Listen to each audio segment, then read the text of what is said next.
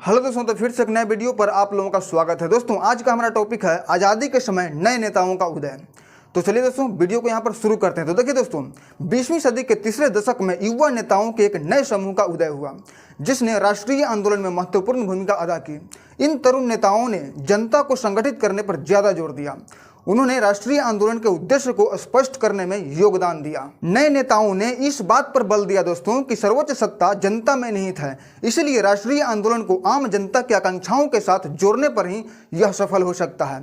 उन्होंने जोर देकर कहा कि भारत की दरिद्रता और पिछड़ेपन को दूर करने के लिए आज़ादी प्राप्त करना अति आवश्यक है। उनके अनुसार दोस्तों, राष्ट्रीय आंदोलन का उद्देश्य भारतीय समाज की पुनर्संरचना करना, दरिद्रता व पिछड़ेपन को समाप्त करना एवं समानता तथा न्याय पर आधारित समाज की स्थापना करना था। इन नए नेताओं ने देश के जवानों को अधिक प्रभावित किया। दोस्तों, राष्ट्रीय आंदोलन के तरुण नेताओं पर समाजवादी विचारों तथा रूसी क्रांति का गहरा प्रभाव था। दोस्तों, सोवियत संघ की साम्राज्यवाद विरोधी विदेश नीति ने और रूसी क्रांति के बाद सोवियत संघ के ईसाई भागों की प्रगति ने उन्हें अधिक प्रभावित किया था। नई पीढ़ी के नेताओं में सबसे प्रमुख जवाहरलाल नेहरू और सुभाष चंद्र बोस जी थे।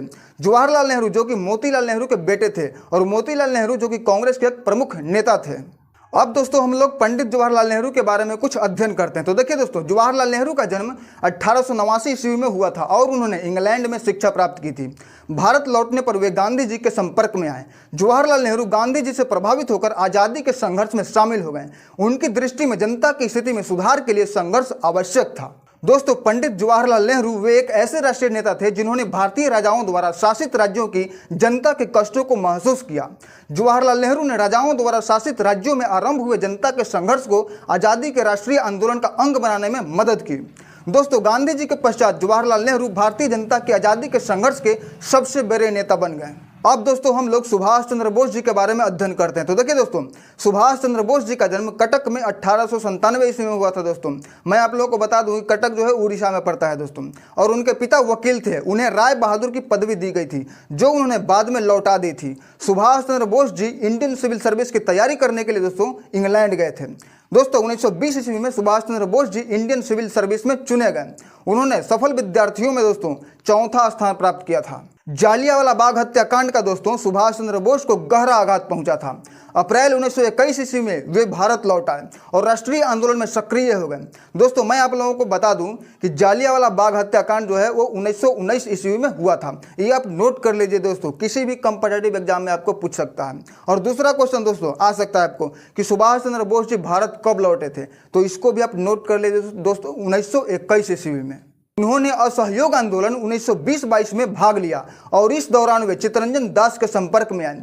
वे राष्ट्रीय आंदोलन के एक बहुत बड़े नेता थे जो नेताजी के नाम से लोकप्रिय हुए। कौन दोस्तों? सुभाष चंद्र बोस जी।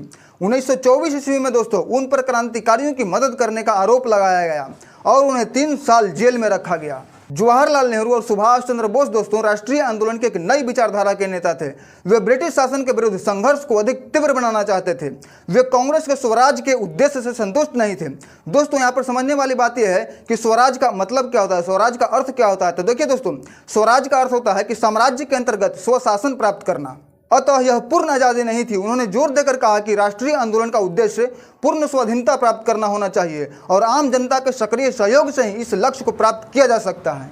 ब्रिटिश सरकार ने दोस्तों सन 1919 ईस्वी में इंडिया एक्ट के कामकाज की जांच करने के लिए एक कमीशन की नियुक्ति की। उस कमीशन के अध्यक्ष सर जॉन साइमन थे, इसीलिए दोस्तों वह साइमन कमीशन के नाम से जाना जाता है। कमीशन के सभी सदस्य अंग्रेज थे, उनमें एक भी भारतीय को शामिल नहीं किया गया था। कमीशन की नियुक्ति से सारे देश में विरोध की लहर दौड़ गई। 1927 ईस्वी में दोस्तों कांग्रेस का वार्षिक अधिवेशन मद्रास में हुआ था। इस अधिवेशन में कांग्रेस ने कमीशन का बहिष्कार करने का निर्णय लिया। मुस्लिम लीग ने भी कमीशन का बहिष्कार करने का फैसला किया। इस कमीशन में दोस्तों कोई भारतीय सदस्य नहीं था, इसी कारण इस कमीशन को व्हाइट कमीशन कहा गया।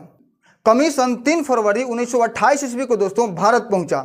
उस दिन देश के लगभग सभी भागों में हड़तालें हुई। उस दिन दोपहर को कमीशन के बहिष्कार की घोषणा करने के लिए सारे देश में दोस्तों सभाएं आयोजित की गई। दोस्तों कमीशन जिस स्थान पर भी गया वहां उसके विरुद्ध तीव्र प्रदर्शन हुए और हड़तालें भी हुई। लखनऊ में अन्य प्रदर्शनकारियों के साथ जवाहरलाल नेहरू और गोविंद बल्लभ पंत को भी पुलिस की बर्बरता झेलनी पड़ी।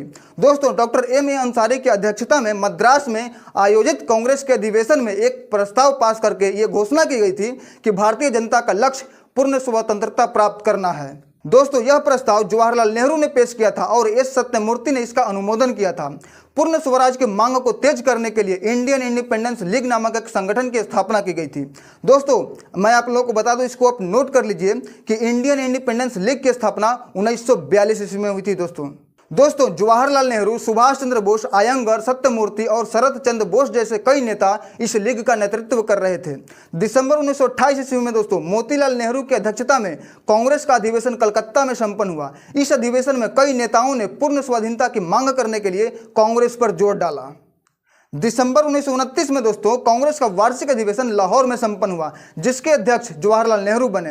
गांधी जी द्वारा 31 दिसंबर 1929 को एक प्रस्ताव पेश किया गया, जिसमें घोषणा की गई कि कांग्रेस के संविधान की धारा 1 में स्वराज शब्द का अर्थ होगा पूर्ण स्वाधीनता।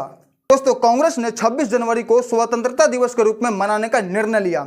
26 जनवरी 1930 का दिन संपूर्ण देश में स्वतंत्रता दिवस के रूप में मनाया गया, जिसे भारतीय जनता के इतिहास में एक महत्वपूर्ण दिन माना जाता है। 26 जनवरी के विशिष्ट महत्व के कारण ही इसे संविधान लागू करने के दिन के रूप में चुना गया और यह प्रतिवर्ष गणतंत्र दिवस के रूप में मनाया जाता है। तो दोस्तों ये था आज़ादी के समय के नए नेताओं का उदय का इतिहास। तो दोस्तों यह बनाया गया हमारा वीडियो आपको कैसा लगा कमेंट करके जरूर बताइएगा दोस्तों, और यह जानकारी आपको कैसी लगी जरूर बताइएगा।